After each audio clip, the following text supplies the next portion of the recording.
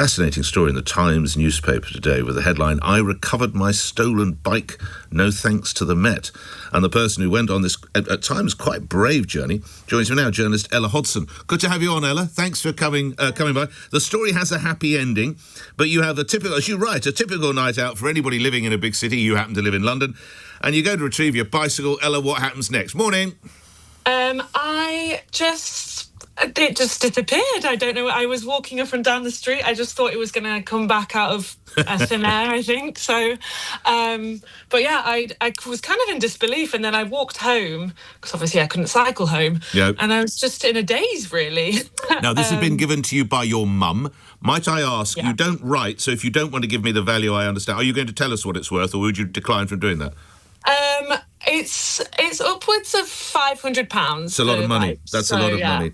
So you realise your bike's been nicked. Let's stress that you did lock it. You did everything you were meant to do. You're a responsible bike user. Yeah. But then some friends told you where to start looking. Ella? Yes, yeah. I put some feelers out to friends who had got their bike stolen before, and they said it's probably being pawned on the internet somewhere. And check Facebook Marketplace, check Gumtree. I've never used Gumtree before, so I made an account, and it was quite literally just the second search when I put in white bike. So, yeah. How did you know it was yours? So it's a particular brand that's not too common, I don't think. I've never really seen anyone else with that brand. And it had a piece of masking tape on the back. Oh, right.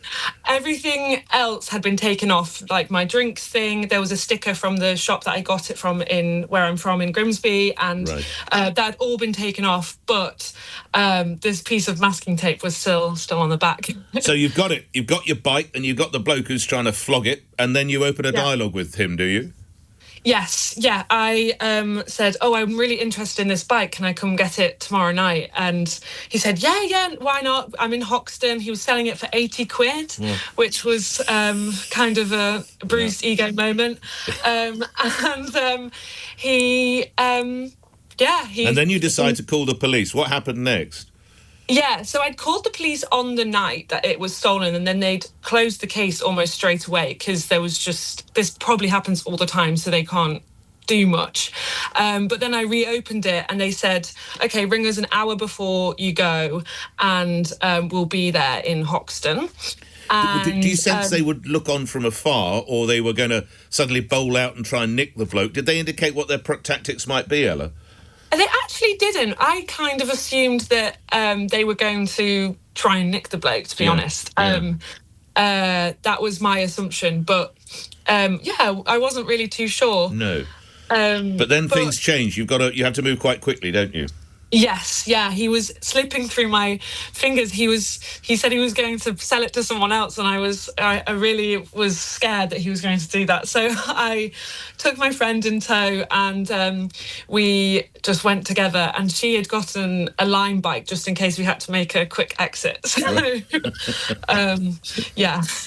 And tell us what happens. So the police say we're not coming. Yes, they said they weren't coming, and so I said, OK, well, I'm going to go on my own. And he bowls up with the bike and his own and did bike. the police, when you said, right, I mean, a young woman meeting almost certainly someone who's stolen the bicycle, we don't know absolute confirmation, but it's almost certainly he's a thief, with a young vulnerable woman in London, and the police said, off you go. No, they said we wouldn't recommend doing that. Right. And I was determined, and I said, well, I'm just going to do it anyway. And I made sure I was in this lit-up area in Hoxton. There was a lot of people coming through, so it wasn't like I was in some dark, dingy corner of a housing estate. It was. You're very brave. Well, I don't really know what came over me. I think I just thought, I'm going to get it back. A few months ago, I interviewed Times readers about them stealing their cars back. Right. And I think I was inspired by that. You've got the spirit. Well done. Yeah. So you and your mate arrive, and the friend, if I'm reading correctly, he sort of rides up one bicycle, but he's got yours by his side, effectively. Is that right? Yes, yeah. They're wheeling them together. And he said, oh, I thought you were scamming me because I kept stalling him because I was waiting for the police. Police, said, yeah. oh no, I'm not scamming you, but this is the bike that you stole from me the other night. And he told me that he doesn't steal bikes, he buys and sells them. Right, of course. And and then he just, no questions asked, I said, I'm going to take this bike now if that's all right. And he said, yeah, and then he cycled away. Sorry, did you give him his 80 quid, or you just said, I'm taking my bike back? I just said I'm taking my bike back. Didn't give him the 80 quid because, but I took it anyway, just in case he did demand it. And he just accepted he'd been rumbled and cycled off. How extraordinary. Yeah. Well, credit to your friend. Now, what did your mum say when you told her the lengths you'd gone to get... If she'd have just said, it's a bike, for God's sake, love, don't worry about it. Yeah, so I actually saw her. We went for dinner together, and I said, Mum, I'm going to get it back. It's fine. And she said, but don't do anything stupid, please. It's just, as you say, just a bike. But I was determined to get it back. Yeah. And have you bought a better lock? I'm sure the lock you had was great, but what extra precautions are you going to take? Yes, I have bought a better lock. Right. And I actually haven't taken it. I haven't cycled anywhere with it that's not going where it's not going to be locked up, basically in Alcatraz. Okay. Pardon my utter ignorance. Can you put trackers on bicycles? I know you can on motor cars. Can you do them on bikes or not? I think you can. You can put an air tag on them, which is that Apple thing. And but the thing is, the thief will clock on almost immediately because. Yeah, they'll just break it. A friend told me a trick to get a water bottle holder, put the air tag in the water bottle holder, so it's not immediately obvious that in the water bottle holder, and it's not immediately obvious that it's in there. So, all right. Yeah. Congratulations, great story. Read all about it in today's Times. Safe cycling. Ella Hodson, newsletter and daily briefing editor for the Times. Sarah's in Lincoln. Now, this happened to is it your son had his bicycle stolen? When was this? Good morning. Yeah, it did, Nick. It was back in May. Good morning, by the way. Hello. Yes. So we have a tracker on my son's bike, and bless him, we'd only just bought it for him for his paper round, and then he went into Was he in his teens, your lad? Yeah, he's 15. 15, right. Went into the city, locked his bike up to go see his girlfriend perform in Panto. Somebody's got the croppers to it, taking it. My husband and him set out on a mission to go and get that back. And the chap that they challenged, it was lucky actually that my husband only half wound the window down because he was actually outside what we now believe from the police was like a drugs house. Oh, gosh. But the whole time, for the 3 hours they were tracking it, they were in touch with Lincolnshire Police. Lincolnshire Police took well over an hour to kind of get to where we believe the bike was. Right. Obviously, they've got more important calls to go to. But within 12 hours, it was somewhere else in Lincoln. Within another 12 hours of that, it was in Oxford. We kept ringing the police to tell them where it was. Yes. And now it's in East Timor. But your son's bicycle is in East Timor?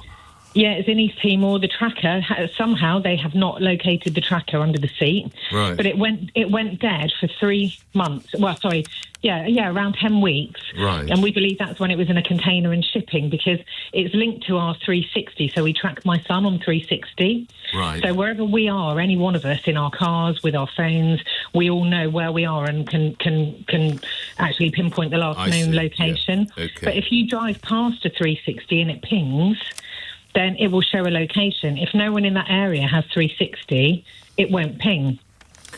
So someone in East Timor must have 360 located near the bike. How helpful were the police looking back on these events, would you say?